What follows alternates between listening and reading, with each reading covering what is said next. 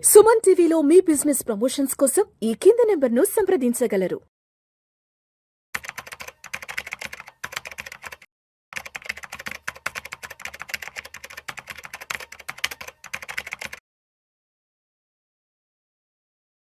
అనిల్ గారు నమస్తే సార్. నమస్తే విష్ణు గారు. అనిల్ గారు, ఒక చిన్న న్యూస్ అప్డేట్ ఒకటి ఉంది.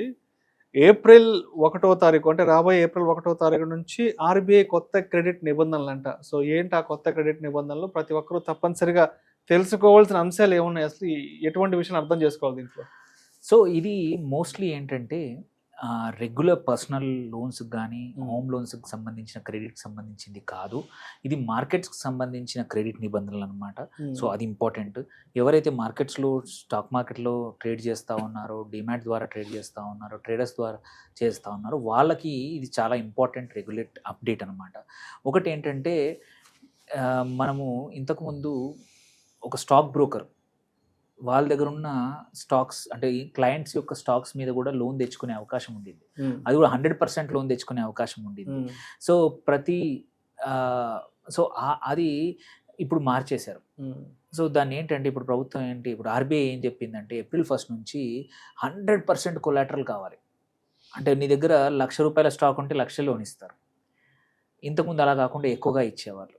సో లిక్విడిటీ కన్నా కూడా అన్సెక్యూర్డ్ లోన్స్ అనేవి మార్కెట్లో ఇంకా ఉండకూడదు అనేది ఫస్ట్ థింగ్ చెప్పారనమాట.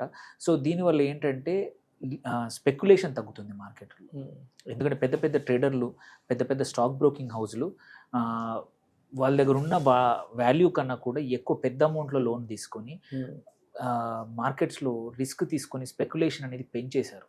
సో ఆ స్పెక్యులేషన్ తీసేయడానికి ఫస్ట్ చేంజ్ ఏంటంటే ఇది 100% కొలాటరల్ అనేది కంపల్సరీ తప్పదు. సెకండ్ ప్రాప్ ట్రేడింగ్ అంటారు, ప్రొప్రైటరీ ట్రేడింగ్ అంటారు. ఇదేంటంటే బ్రోకర్లు తమ సొంత ట్రేడింగ్ కోసం సొంత డబ్బులు మాత్రమే వాడాలి, బ్యాంక్ డబ్బులు వాడకూడదు, అప్పు తెచ్చి వాడకూడదు అనేది వెరీ ఇంపార్టెంట్. సో చాలామంది ప్రాప్ ట్రేడింగ్ చేస్తూ ఉంటారు, అంటే వేరే వాళ్ళ డబ్బులతో ఆర్ బ్యాంకుల డబ్బులతో చేయడం అనేది. అంటే నీ డబ్బులతో నువ్వేమైనా చేసుకో. సో అది కూడా ఆ రుణాలు అనేది మొత్తాన్ని నిషేధించేసింది.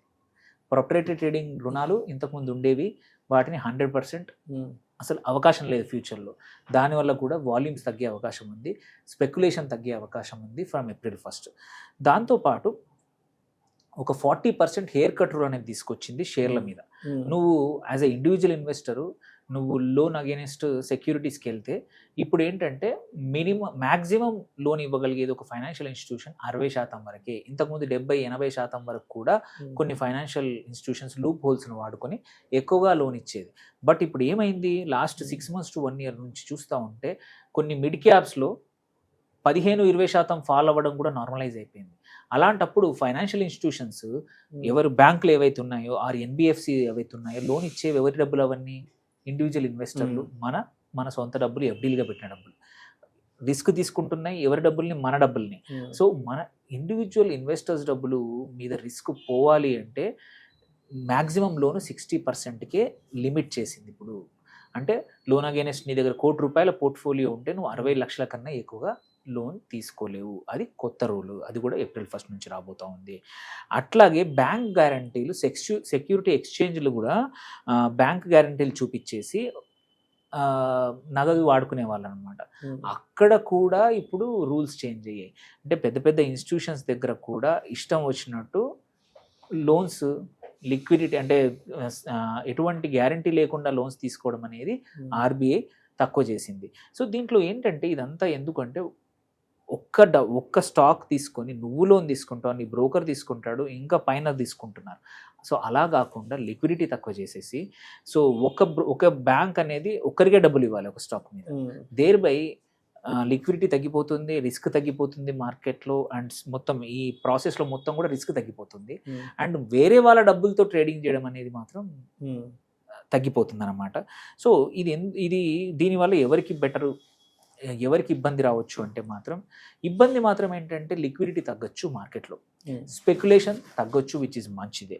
బట్ డెరివేటివ్ ట్రేడర్స్ ఎవరైతే చాలామంది ఉన్నారో వాళ్ళకి కొంచెం దీనివల్ల కొంచెం కష్టం.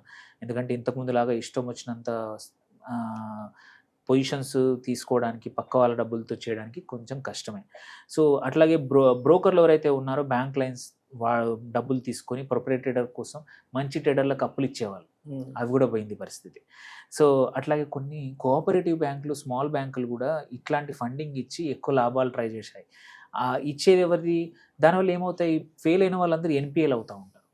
ఎన్పిఏలు అయితే ఎవరికి నష్టము? ప్రజలకి నష్టం. ఎందుకంటే ఆ బ్యాంకులో డిపాజిట్లు పెట్టుకున్న వాళ్ళకి నష్టం అనమాట. సో దీనివల్ల బ్యాంక్ సిస్టము బెటర్ అవుతుంది. సో సిస్టంలో ఎవరు కూడా లాస్ కారు, అనవసరంగా ట్యాక్స్ పేయర్ల డబ్బులు వేస్ట్ కావు అనేది ఆర్బీఐ యొక్క వర్షను. ఇది ఒక ప్రొయాక్టివ్ మెజరు, మంచి మెజరు. వేరే కంట్రీస్ ఇట్లాంటివి తీసుకోకపోవడం వల్ల మార్కెట్స్, వాళ్ళ బ్యాంకింగ్ సిస్టమ్స్ కుప్పకూలాయి ఇంతకుముందు. దాని కాకుండా స్పెక్యులేషన్ తీసేయడానికి మార్కెట్లో ఆర్బీఐ కొత్తగా ఇవన్నీ రూల్ చేంజ్ చేసింది. సో ఈ బ్యాంక్ అనేది లోన్ ఇవ్వాలంటే ప్రతి దానికి 100% గ్యారంటీ అనేది చాలా మంచిది. సో దీంతో పాటు కొలాటరల్ లేకుండా ఎవరికి లేదు. మనం లోన్కి వెళ్ళినా కానీ, లోన్ అగైన్స్ట్ మ్యూచువల్ ఫండ్కి వెళ్ళినా కానీ మినిమం హెయిర్ కట్ ఇచ్చారు. సో బ్యాంకుల బ్యాలెన్స్ షీట్ అనేది పెరుగుతుంది, సేఫ్టీ పెరుగుతుంది. ఎన్పిఏలు ఆల్రెడీ మంచిగా ఉన్నాయి, ఇంకా ఫ్యూచర్లో కూడా ఇట్లాంటి స్పెక్యులేటివ్ ట్రేడింగ్ వైపు వెళ్ళి బ్యాంకులు కూడా లాభాలకు ఆశపడి వాళ్ళ బ్యాలెన్స్ షీట్లు, పిఎన్ఎల్ పెంచుకోవడానికి ఇట్లాంటివి ఇస్తున్నాయని చెప్పి భయంతో అదొకటి. సో రిస్కీ ప్రోడక్ట్స్ వైపు కూడా దీనివల్ల ఇంకో అడ్వాంటేజ్ ఏంటంటే, ఇది నా ఉద్దేశం అయితే మాత్రం డెరివేటివ్స్ మార్కెట్ మీద ఒక దండయాత్ర మొదలుపెట్టింది అనిపిస్తుంది ప్రభుత్వం. మొన్న ఎస్టీటీ పెంచడం కానీ, ప్లస్ ఇది కూడా చేయడం, లిక్విడిటీ తగ్గించడం అనేది డెరివేటివ్స్ మార్కెట్ వల్ల చాలా మందికి డబ్బులు పొడగొట్టుకుంటున్నారు, చాలా మంది ఆత్మహత్యలు చేసుకుంటున్నారు. అవన్నిటిని తక్కువ చేయడానికి ప్రభుత్వం తీసుకుంటున్న కొన్ని మెజర్స్ ఇది ఆర్బీఐ ద్వారా కూడా వచ్చాయి అనేది మాత్రం అనిపిస్తోంది. దీంతో ఎవరికి ఇబ్బంది అంటే ఇన్వెస్టర్స్లో ఏ కంపెనీస్ వాళ్ళకి ఇబ్బంది అంటే మాత్రం క్యాపిటల్ మార్కెట్ స్టాక్స్ ఉంటాయి. అవిట్లో వాల్యూమ్స్ తగ్గడం వల్ల వాటి రెవెన్యూస్ తగ్గొచ్చు. ఎందుకంటే ఇవన్నీ లిక్విడిటీ టైట్ అవడం వల్ల అక్కడ వాళ్ళకి రెవెన్యూస్ తగ్గొచ్చు. అట్లాగే ఎన్బిఎఫ్సిస్ ఉన్నాయి, who are dependent on such ఇట్లాంటి వాటి మీద, వాళ్ళకు తగ్గొచ్చు. బట్ ఇన్ ద ఎండ్ చూసుకుంటే మాత్రం ప్రయోజనం ఇండివిజువల్ ఇన్వెస్ట్కి, చిన్న డిపాజిట్ దారులకు వాళ్ళకు మాత్రం ఇవి చాలా మంచిది. సో మంచి మెజర్ ఇది ఆర్బీఐ చేస్తుంది. సో ఇది స్వాగతించాల్సింది. దీనివల్ల మాత్రం మనం తీసుకునే పర్సనల్ లోన్లు, హోమ్ లోన్లకు మాత్రం చాలామందికి అనుకుంటారు దీనివల్ల ఏమైనా అవుతుందంటే ఏమీ అవ్వదు, వాటికి మనకి ఇష్యూ లేదు. ఇది క్యాపిటల్ మార్కెట్లో లోన్ తీసుకున్న వాళ్ళకి మాత్రం ఇబ్బంది అనమాట. Right sir. Thank you so much Anil గారు. ఏప్రిల్ 1వ తారీఖు నుంచి ఆర్బీఐ కొత్త క్రెడిట్ నిబంధనల గురించి చాలా చక్కగా తెలియజేశారు. Thank you so much sir.